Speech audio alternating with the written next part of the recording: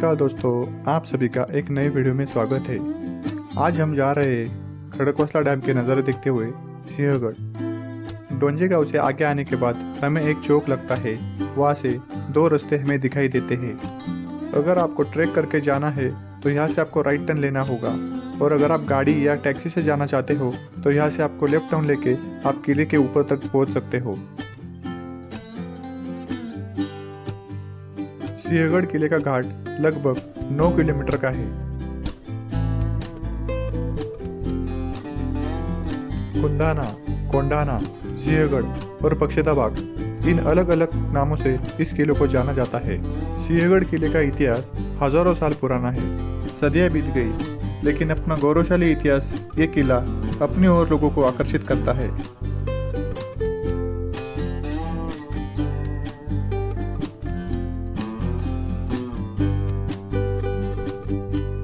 सिंहगढ़ किला मावड़ प्रांत का मुख्य और महत्वपूर्ण किला है, जिसे पाने के लिए हर शासक ने यहाँ पर युद्ध किया।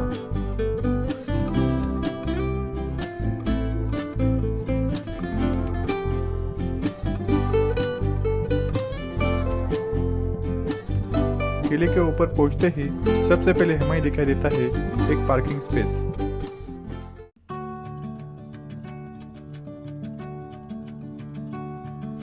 पार्किंग के वहां से भी एक बुरुज दिखाई देता है, उसे खानकोंडा बुरुज के नाम से जाना जाता है।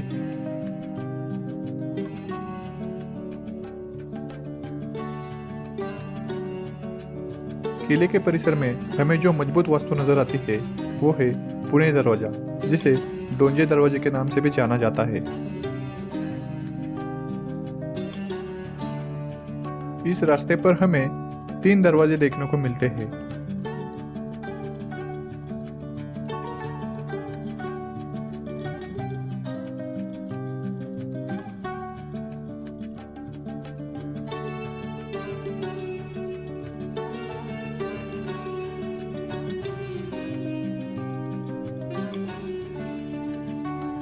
पहले दरवाजे से आगे आने के बाद हम पहुंचते हैं पुणे दरवाजा 2 की तरफ, जो थोड़ी ऊंचाई पर है।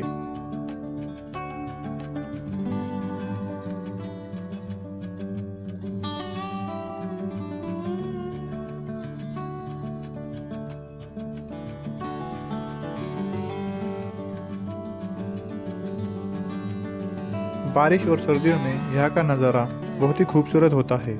यहाँ से थोड़े आगे आने के बाद हमें एक रास्ता राइट साइड की तरफ जाते हुए दिखाई देता है, वहाँ पे है तोपखाना।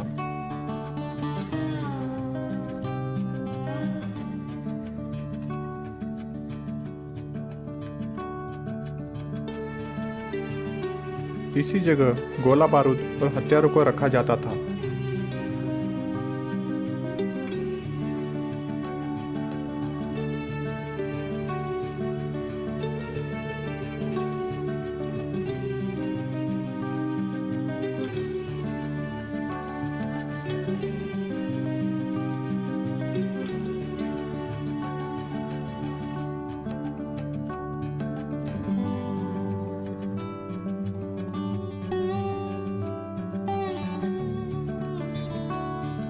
तोपखाने के सामने ही हमें एक जगह नजर आती है, जिसे घोड़ेची पागा यानी घोड़े का तबेला कहते हैं। वैसे ये कोई तबेला नहीं है, यह एक गुफा है।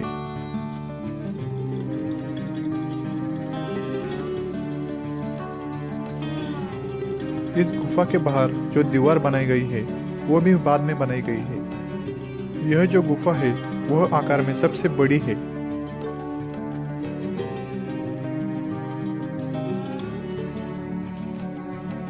इस गुफा के ऊपर भी पानी स्टोर करने के लिए 2 टाक दिखाई देते हैं। कोंडानेश्वर होटल से राइट लेकर आगे आने के बाद हम पहुंचते हैं लोकमान्य तिलक जी के बंगलों के पास। बंगले के लेफ्ट साइड से एक गिरी हुई इमारत हमें दिखाई देती है। वहां से एक रास्ता तटबंदी की तरफ जाता है। वहां पर हमें एक तोफ नजर आती है। पहले इस गढ़ पर 66 तोफ हुआ करती थी। ब्रिटिशों ने जब इस किले को लूटा तो यहाँ से वो सब तोप लेके चले गए। इस तोप को मोर्दरिची तोप कहते हैं।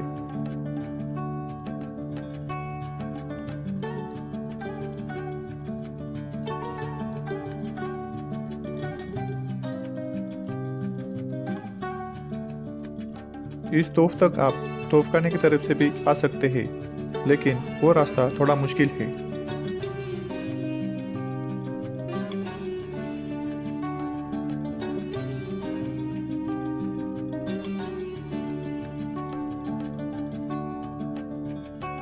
लोकमान्य टिळक जी के बंगले के पीछे से एक रास्ता जाता है कलावंतीन बुरुज की तरफ और एक रास्ता जाता है समाधि की तरफ। सबसे पहले हम चलते हैं समाधि की तरफ। यहाँ से आप खडकवासला और पुणे शहर का नज़ारा देख सकते हो। छत्रपति शिवाजी महाराज और महारानी सोयराबाई जी के पुत्र छत्रपति राजाराम महाराज, उनकी 30 साल की उम्र में ही बीमारी के चलते मृत्यु हो गई थी। इस समाधि का निर्माण महारानी ताराबाई ने किया था। इस समाधि को राजस्थानी वास्तुशैली में बनाया गया है। यहाँ पर भी हमें पानी के टाक नजर आते हैं।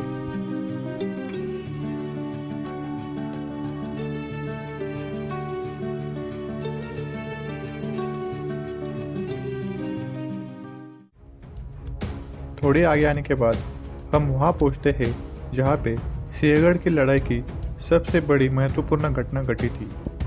इसी जगह सूबेदार तानाजी मालुसरे ने युद्ध के दौरान अपना हाथ गंवाया था। इस जगह पर उनके हाथ का स्मारक बनाया हुआ है। यहाँ से आगे आने के बाद हम पहुंचते हैं कलावंतीन बुरुज की तरफ, जिसे विंड पॉइंट के नाम से भी जाना जाता है। कलावंतीन बुरुज से तटबंदी से हम उस जगह पहुंचते हैं जहाँ से सूबेदार तानाजी मालुसरे और मावड़े रस्सी के जरिए ऊपर चढ़े थे। उसे तानाजी कड़ा भी कहा जाता है। पहले इस कड़े का नाम डोनागिरीचा कड़ा था, बाद में इसे बदलकर तानाजी कड़ा कर दिया गया।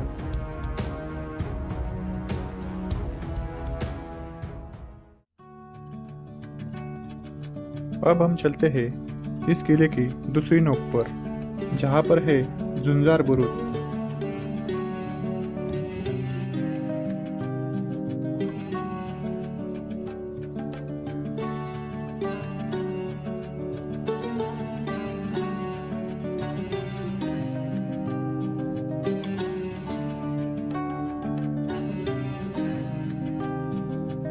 यह बुरुज किले की दक्षिण नोक पर है और यहाँ से राजगढ़ का दृश्य नजर आता है।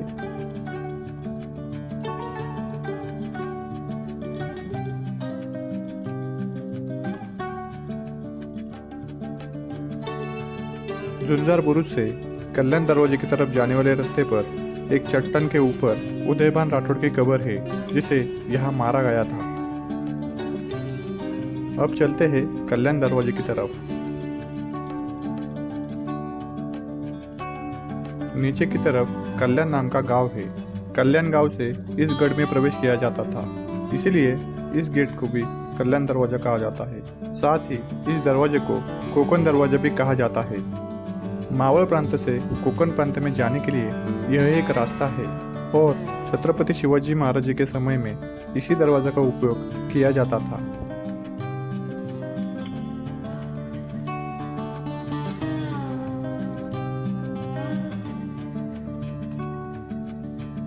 इस तरह से हम महत्वपूर्ण अन्य किलों तक आराम से पहुंच सकते हैं।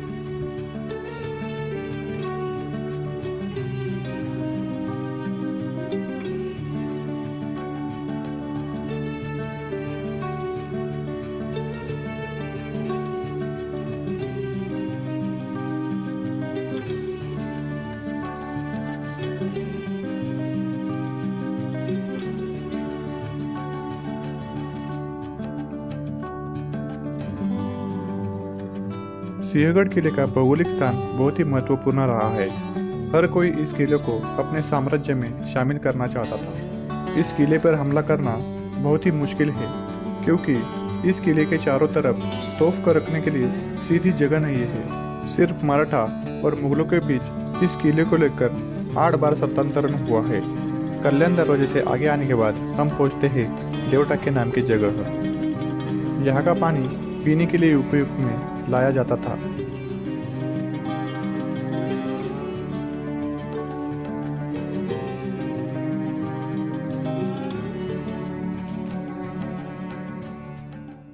देवटाके के नजदीक में ही एक तालाब है, उसे हाथी तालाब के नाम से जाना जाता है।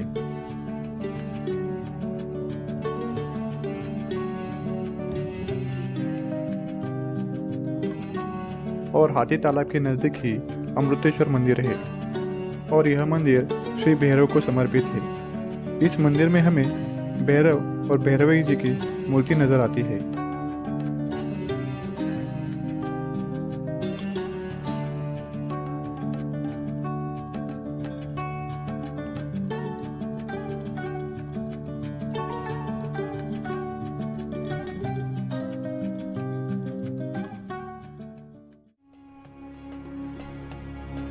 श्री अमृतेश्वर मंदिर के पीछे ही सूबेदार तानाजी मालुसरे का स्मारक नजर आता है।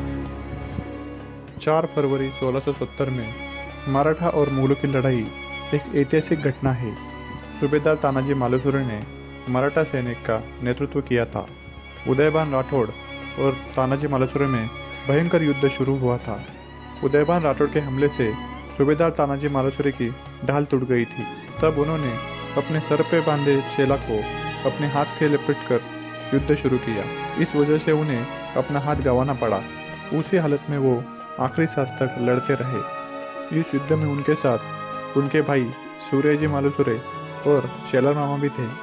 सूबेदार के मृत्यु के बाद शेलार मामा और सूर्यजी ने सैन्य का नेतृत्व किया और विजय हासिल की।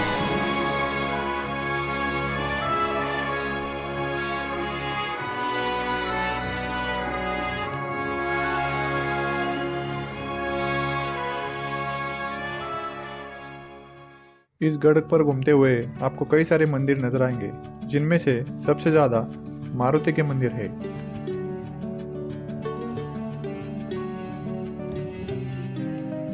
यहाँ पर मटके में बनाया हुआ स्पेशल दही, कांदा भजी और झुनका भाकर यहाँ की स्पेशलिटी है। इसे खाने के लिए काफी सारे लोग इस किले पे आते हैं। आज के वीडियो में इतना ही। मिलते हैं अगले वीडियो में।